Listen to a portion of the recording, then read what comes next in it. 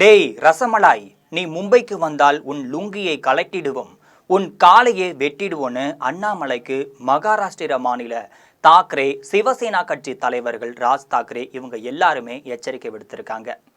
தமிழ்நாடு முன்னாள் பாஜக தலைவர் அண்ணாமலை மகாராஷ்டிர மாநிலத்தில் தேர்தல் பிரச்சாரம் செய்ய போன இடத்துல மிகப்பெரிய மோதல்களும் வெடித்திருந்துச்சு. அந்த மாநிலத்தில் இருக்கக்கூடிய பெரும்பாலான பேர் அண்ணாமலைக்கு எதிராக போர்க்கொடியும் பிடிக்க ஆரம்பிச்சிருக்காங்க. அங்குள்ள பத்திரிகையாளர்கள் அனைத்துமே அண்ணாமலைக்கு எதிராக காரசாரமாக எழுதிட்டு இருக்காங்க. அதே சமயம்தான் அண்ணாமலை, நான் மகாராஷ்டிற்கு வருவேன், உங்களால் என்ன செய்ய முடியுமோ செஞ்சு பாருங்கன்னு அரைக்கூவலாக விடுத்திருக்காரு.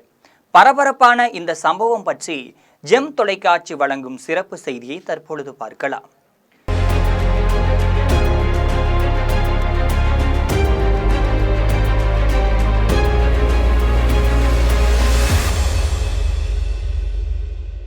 மகாராஷ்டிர மாநிலத்தில் வரக்கூடிய 15ஆம் தேதி உள்ளாட்சி தேர்தல் நடைபெற இருக்கு. இதனை ஒட்டி தான் அங்கு இருக்கக்கூடிய தமிழர்கள் வாழும் பகுதியில் பிரச்சாரம் செய்வதற்காக தமிழக முன்னாள் பாஜக தலைவர் அண்ணாமலை அனுப்பப்பட்டார். அங்கு அவர் பேசும்போது பார்த்தீங்கன்னா, மும்பை நகரம் என்பது மகாராஷ்டிர மாநிலத்திற்கு சொந்தமானது அல்ல, இது சர்வதேச நகரம். எனவே இந்தியா முழுக்க எல்லோருக்குமே மும்பை சொந்தமானது. இதை மகாராஷ்டிர மாநிலத்துக்காரர்கள் தங்களுக்கு சொந்தம்னு நினைத்து கொண்டிருக்கிறார்கள்னு பேசியிருந்தார். அவரது இந்த பேச்சு தான் மகாராஷ்டிர மாநிலம் முழுவதும் கடுமையான எதிர்ப்பலையும் ஏற்படுத்தியிருந்துச்சு. மும்பை நகரம் மகாராஷ்டிர மாநிலத்திற்கு மட்டுமே சொந்தமானது. இதனை சர்வதேச நகரம் என்று கூறி எங்களிடமிருந்து அண்ணாமலை பிரிக்க பார்க்கிறார் என மகாராஷ்டிர மாநிலத்தவர்கள் அண்ணாமலை மீது பல குற்றச்சாட்டுகளையும் முன்வச்சிட்டு இருக்காங்க. தமிழ்நாட்டிலிருந்து இங்கு வந்து பேசுவதற்கு நீ யார்? மும்பை இந்த மண்ணுக்கு சொந்தம் இல்லை என்றால் உனக்கு இந்த மண்ணுக்கு என்ன சொந்தம் இருக்கிறது என சிவசேனா கட்சி தலைவர் ராஜ் தாக்கரே பொது மேடையில் அண்ணாமலையை கடுமையாக தாக்கி பேசியிருந்தார். இது மட்டுமல்லாமல் அண்ணாமலை மீண்டும் மும்பை வந்தால் அவரது மீது கருப்பு மையை தெளிப்போம், லுங்கியை கலட்டி விடுவோம், ஒரு காலை வெட்டுவோம், இப்படின்லாம் ராஜ் தாக்கரே மேடையில் பேசியிருக்காரு.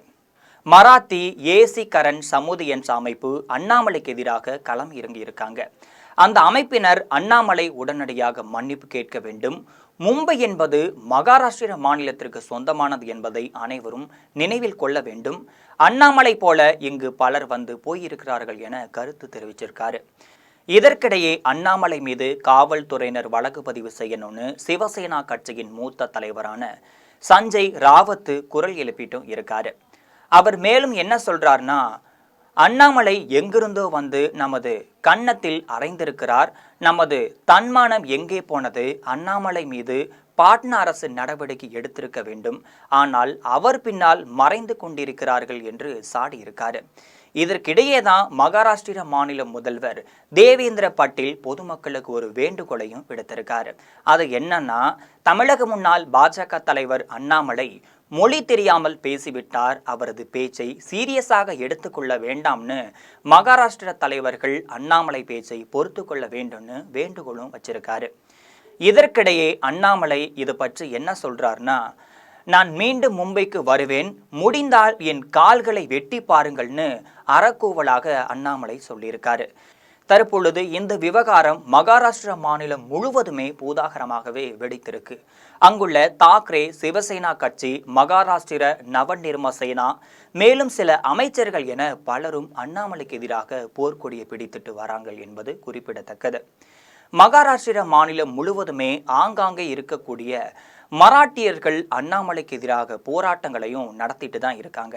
அண்ணாமலையை உடனடியாக கைது செய்யணும்னு அவர்கள் குரல்களும் எழுப்பிட்டு தான் இருக்காங்க. இதனால மராட்டிய மாநிலம் முழுவதுமே தற்பொழுது தேர்தல் நடைபெறக்கூடிய ஒரு சூழல்ல மிகப்பெரிய பதட்டமான சூழல் தான் நிலவிட்டு இருக்குதுன்னு சொல்லலாம். இது போன்ற அரசியல் பின்னணி செய்திகளை அன்றாடம் தெரிந்து கொள்ள ஜெம் தொலைக்காட்சி சேனலுடன் எப்பொழுதும் இணைப்பில் இருங்கள்.